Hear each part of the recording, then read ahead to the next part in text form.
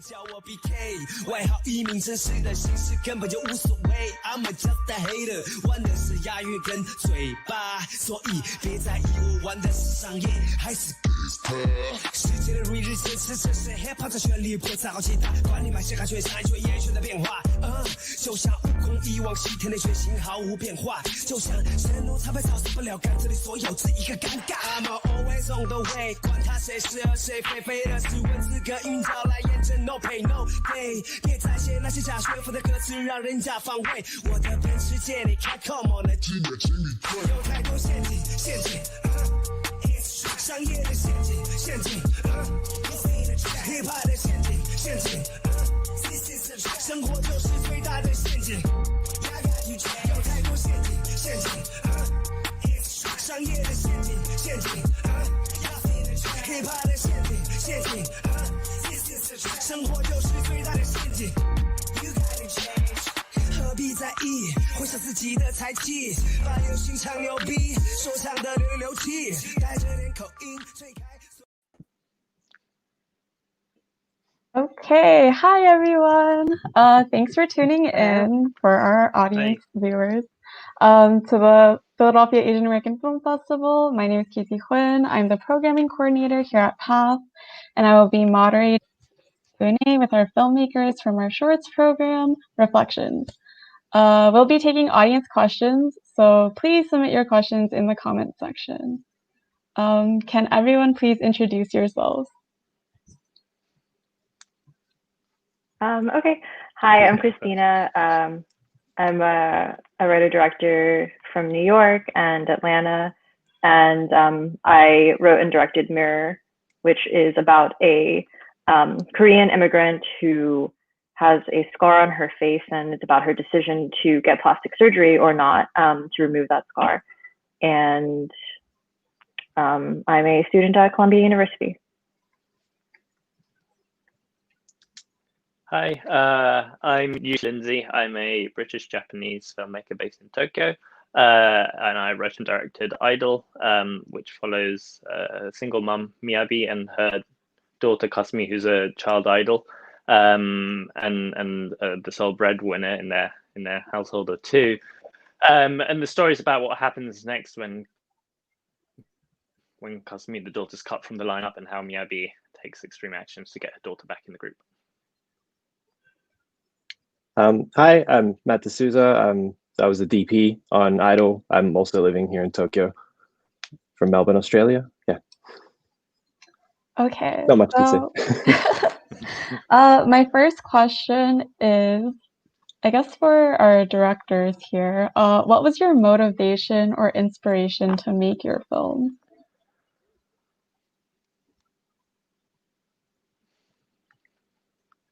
Okay.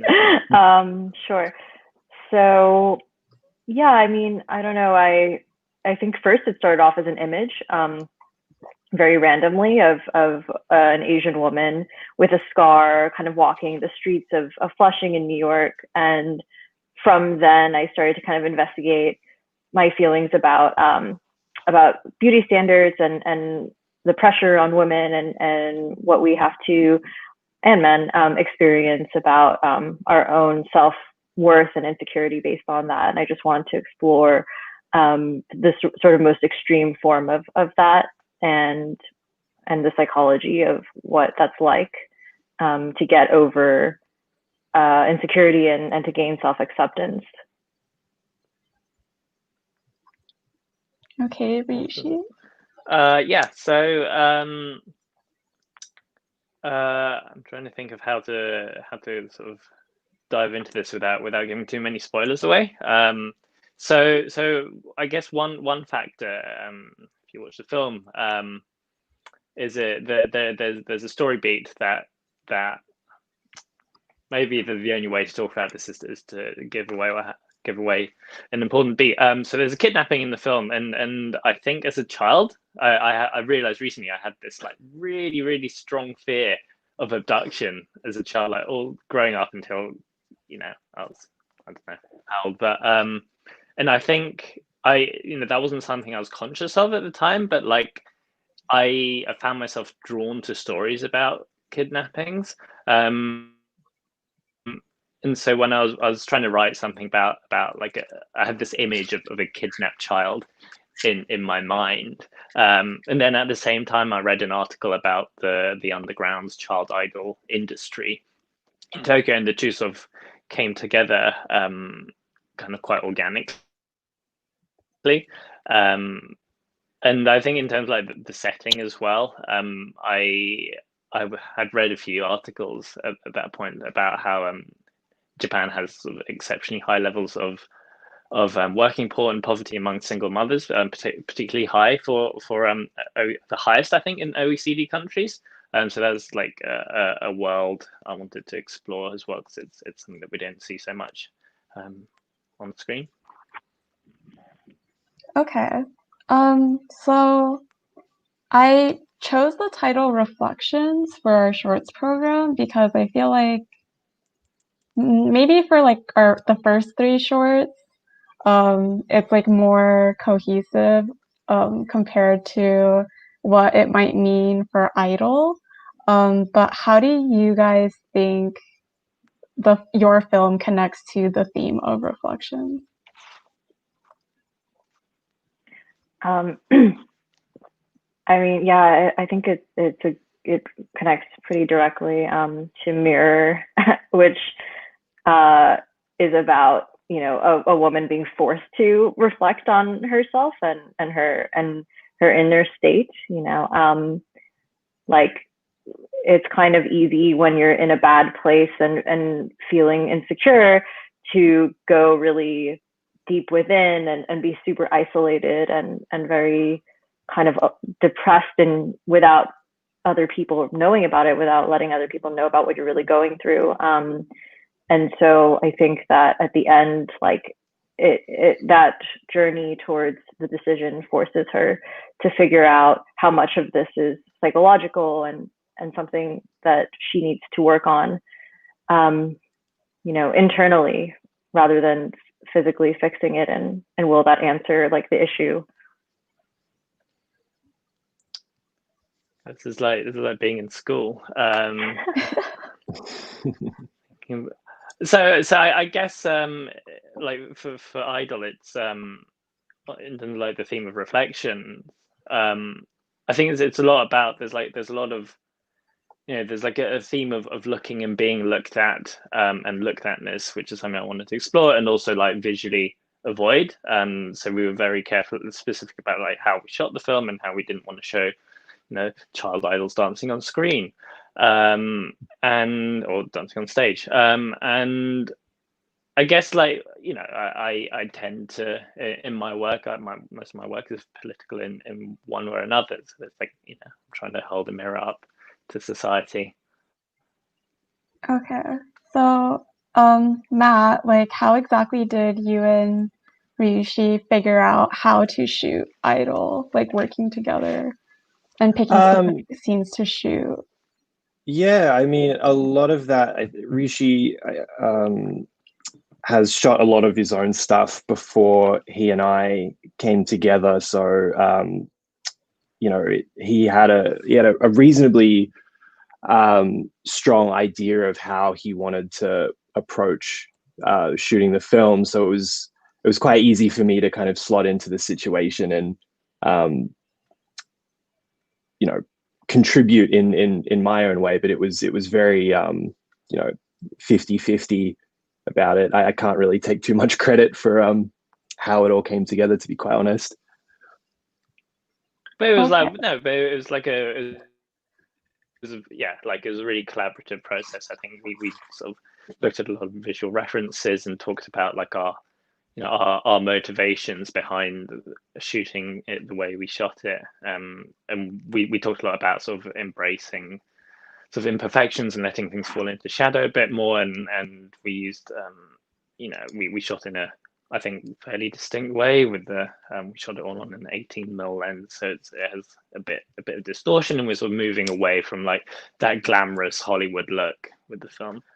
Yeah, I mean, what I really wanted to bring to it was kind of that, it's like that sort of late 80s, early 90s East Asian film aesthetic, you know, sort of drawing from a lot of Hong Kong films that I'd really enjoyed growing up, sort of that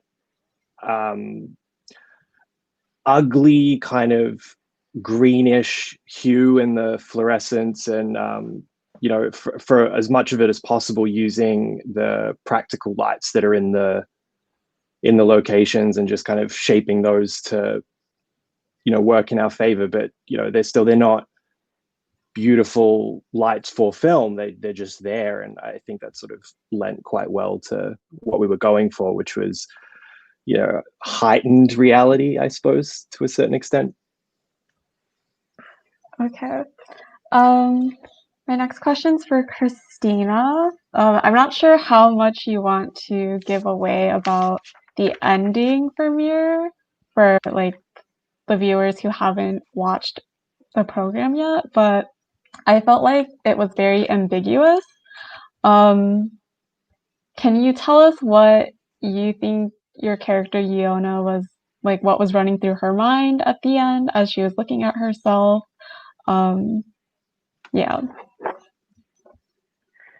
Yeah, okay. How do I word this in a way that doesn't give it away? I mean, I think like basically I didn't want to go with an easy answer ending, because I don't really think there's an easy answer to that. It's like if you fix your face and it's like you're beautiful, a happy ending. I don't necessarily think it works that way. I think that like psychologically, like it takes a lot of work to get through what you might believe about yourself and your own self-worth. And a lot of people who do get plastic surgery who are in a bad place mentally might continue to do so without really understanding like what the stopping point is. And on the other hand, there are people who get plastic surgery all the time who, I don't see anything wrong with it. Like they see it as like an external thing that they want to fix, and they're like, that's a valid opinion to have and a thing to want to do. So I think that for Yana, the character, it's going to take more time for her to like realistically really work through everything. It doesn't kind of end at the end of the film. It's sort of just the beginning. The end of the film is just the beginning of her on this journey to reconcile what she feels about herself. Okay. Yeah. I also felt like the ending of Idol, it wasn't ambiguous per se, but I felt like with the other 3 shorts in our program that there was like clear character development. But like with whatever Miyabi does and then the result of her actions, like do you think she's redeemable by the end of the film?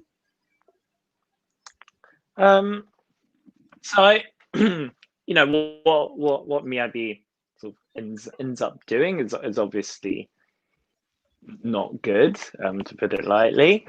But I do see her sort of in, she's really between a rock and a hard place in the film, and she makes some very disastrous calls. But I don't necessarily think of her as evil. I think she's sort of fighting to survive and fighting to put food on her table and to keep her daughter fed and housed and clothed. But I guess in the end it's a thriller, and sort of fairly tropier thrillers, I think, is for characters not to have tons of development. And I wasn't so into like getting into her emotional headspace or psychological mindset, because I think I was thinking more about sort of how environments shape our actions. Okay, so for either of you, do you think, since your films like speak about a particular issue, like did you guys have a particular message that you wanted to convey to your audience about these topics?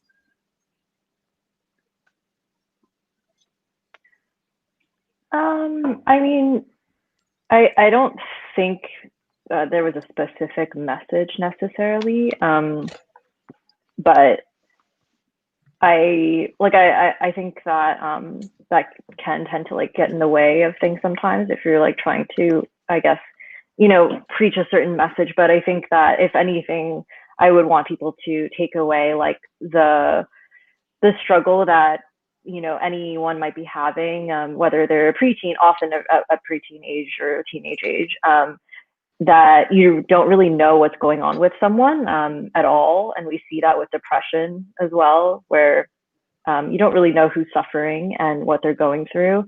And I just wanted to kind of portray what that's like for someone and how difficult it is,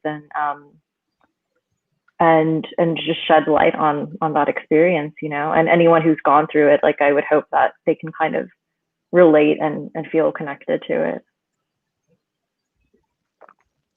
For me, you know, I try not to explain my own work too much. I have a view on what I was trying to do and what we were trying to do with the film. But I think, you know, the author, the author's dead, and it's, you know, whatever viewers bring, you know, whatever interpretations or message they find from the film is like totally valid.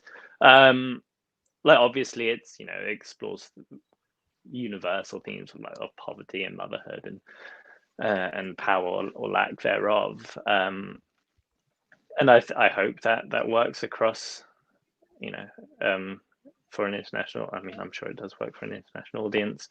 But yeah, whatever people take from it is totally valid, I think. Okay. Those were all of my questions. So now we're going to move on to audience questions.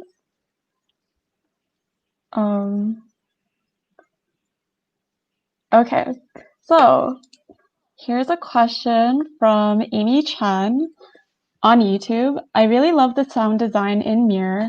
Christina, what was your inspiration for that, and how did you approach exploring that relationship between visuals and sound? Yeah, thanks for the question. I really love working with sound design and music. And so I guess my process for that was that I wanted to kind of contrast like very quiet, bare minimum realism in certain scenes with like the turbulence of her, you know, inner self and what she was feeling emotionally, and make that really kind of gritty and intense and chaotic, noisy. And I was kind of using that with the TV ambient noise, and when she goes into the hospital towards the climax of the film, I wanted to amplify that with the mixture of like, you don't really know how much of this is hospital noise or how much of this is kind of all in her mind. And so that was really fun for me to build up and kind of create that like really intense, anxiety filled soundscape for those scenes. Okay, I think we have another question, also from Amy Chen. Matt, what are your artistic inspirations / influences for idol cinematography? Well, yeah, thanks, Amy, for the question. And Rishi, feel free to chime in as well, because like I mentioned before, this was, you know, an incredibly collaborative effort.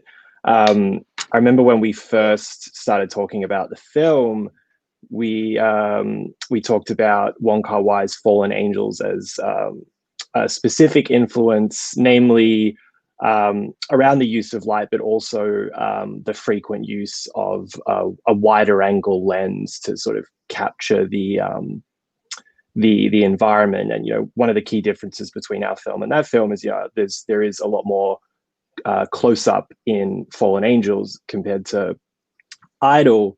But that was kind of a jumping off point. And then, you know, part of that, I think we were just observing what we'd seen in the environment of Tokyo. And, you know, back to what I mentioned earlier about sort of the green hue of, you know, the lights that are, you know, inside buildings, you know, on the street, you know, capturing that and kind of pushing that a little bit further to kind of, you know, create these moods in the scene. And I don't know if you have anything else to mention on top of that, Rishi. There was the name escapes me because it was a while back. There was a photographer that we also drew a lot of.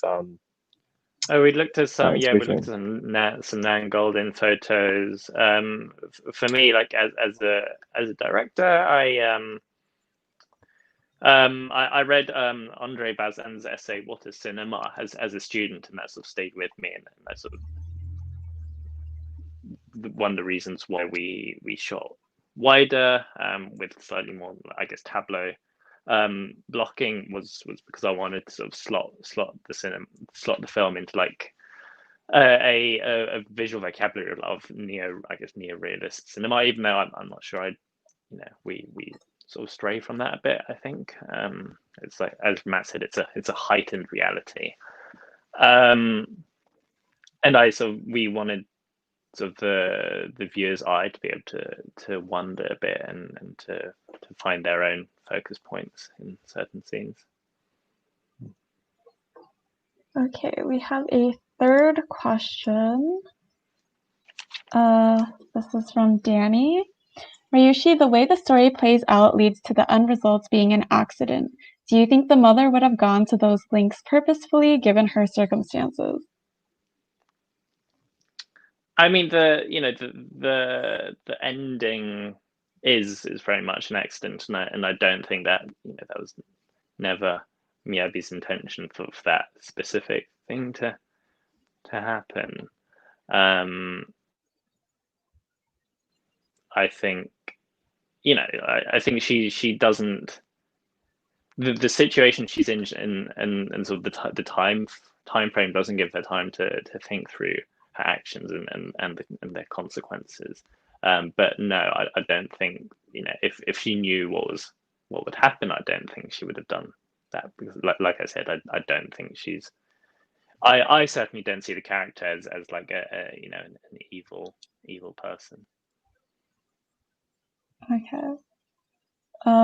We have another question for Christina. From hi_D. You have calls to K-pop with the intro of close-ups of K-pop idols on screen and the posters in the background of the main character's room. What do you see as the relationship between K-pop and your film / your main character's mentality? Yeah, so I think that for my character, K-pop is, it's a fantasy that she's both losing herself to and in love with and surrounding herself with, but it's also kind of subconsciously creating a toxic mindset for her where she's comparing herself to these perfected women who are, for the most part, artificially perfect. And they're all kind of very narrow, specific type of beauty too. And as a Korean American, and I've lived in Korea for some time in my life, is that you have to be very thin and pale and have a sort of specific look to you. So I kind of just wanted to take that and twist it in sort of a nightmarish way, because I think it can very easily go that way. It can get pretty toxic if you're looking at it from a negative point of view of I'm not good enough and I don't compare to these people. So that's sort of the impact it was having on her mentality. Okay, so based on your answer, I came up with a question for the both of you. How specific do you think your issue is from your film? How specific is that to those that are represented in your film? So for Mir, it would be Koreans, Korean Americans, and for Idol, it would be Japanese, as opposed to like the general population. Oh, I see. I mean, it's not obviously like the issue is everywhere. It's an American culture too, of young girls like comparing themselves to what they're seeing in the media.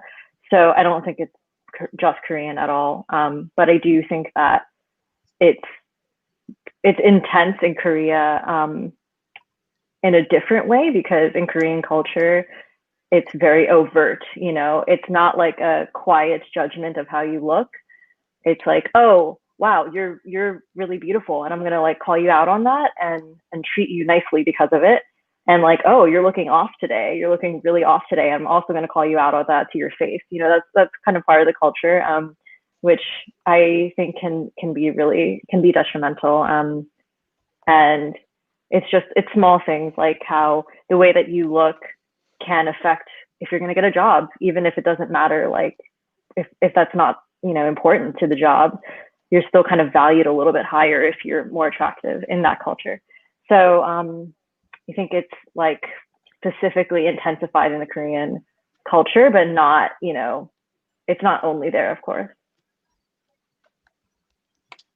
Yeah, I think in my case, like I you know, there are certain elements that are very specific to Japan. You know, the child idol industry is a very Japanese thing, but it's also, there's also universality there, right? Both in terms of, like, you know, in the States you have child beauty pageants. I guess other countries have them too. And the theme of, obviously, like poverty is very universal. Unfortunately, I think, you know, I think people, like audiences, want specificity. Certainly, I want specificity when I'm watching films, and I think showing, you know, creating films that are set in a very specific place and time, certainly that appeals to me more than sort of not. It's a really bad answer. But I think you understand where I'm coming from. I don't think it's a bad answer. We all have good answers here. Okay. Okay, we have one more question from the audience chat. Waiting for it to pull up. Okay. So again from Amy, thanks for answering all of my questions. We've heard from Ryushi and Matt about their influences. So Christina, what are your artistic inspirations, both generally and specifically for Mirror? I mean, I have so many inspirations, but I think for Mirror specifically, I was looking at, like, you know, very randomly, I was looking at Jean-Pierre Melville in a strange way, and I was also looking at the Thai director whose name I can never pronounce, of Uncle Boon, you know, the director of Uncle Boonmi, who goes by Joe, I think. So they're very different, but I just kind of liked how they were creating a world and creating a tone, a very specific tone that wasn't quite realistic, but you could kind of immerse yourself in that world and be taken for the ride. And I was interested in, like, being very restrained and minimalistic with camera as well. Okay, we have one more audience question, and then we'll have to wrap up. Okay, this is from Andy Chang. Thank you for hosting the Q&A today, Casey. You're welcome. Question for the directors. Can you talk about your experience exploring the themes prevalent in each of your films? Any surprises during the process?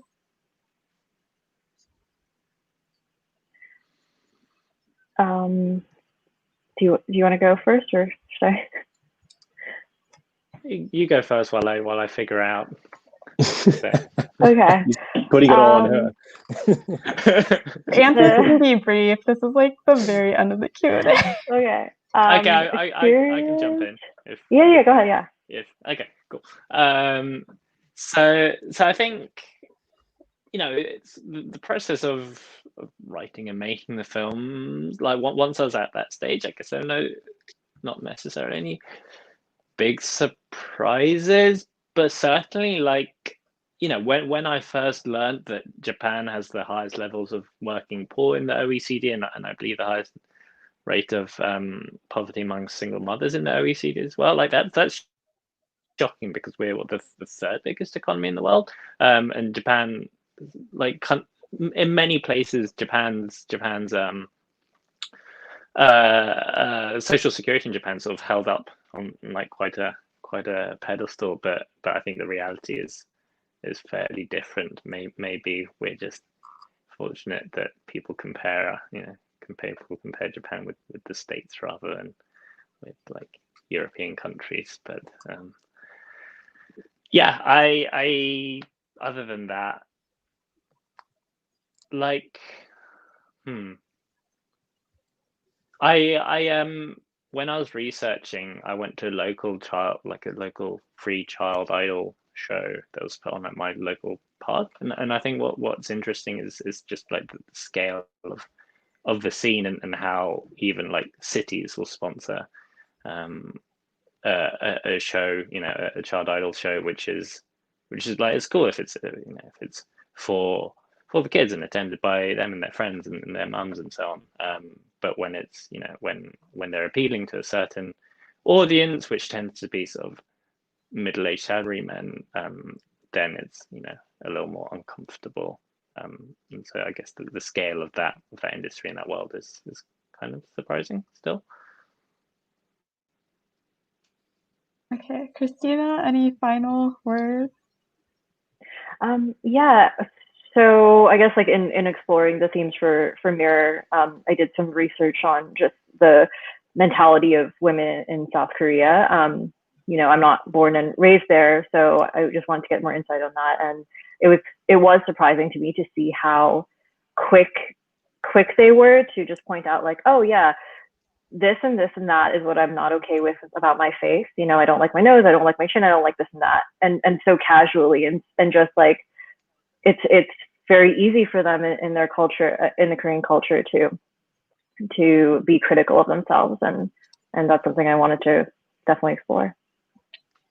Okay, thank you all for answering. We've come to the end of our Q&A. Thank you, viewers, for asking such wonderful questions. If you have not watched this shorts program yet, please do so. You can purchase tickets at our website, pop.org. And for our audience, we have another Q&A in 30 minutes for our Spirit of Youth shorts. So if you want to stick around for that, then do that. Okay. Okay, thank you all, and goodbye. Thank you. Thanks for having us. Thank you very much. You say this kill, black and brown, and when will you talk about class in this story? The rest is allegory. Come together, unionize, see it through each other's eyes. No need to fight over supplies while workers save lives. They need protection too. What we gonna do? Organize our way through. And for those behind bars, we must fight hard. Global pandemic, endemic, systemic. No equality, no quality of life,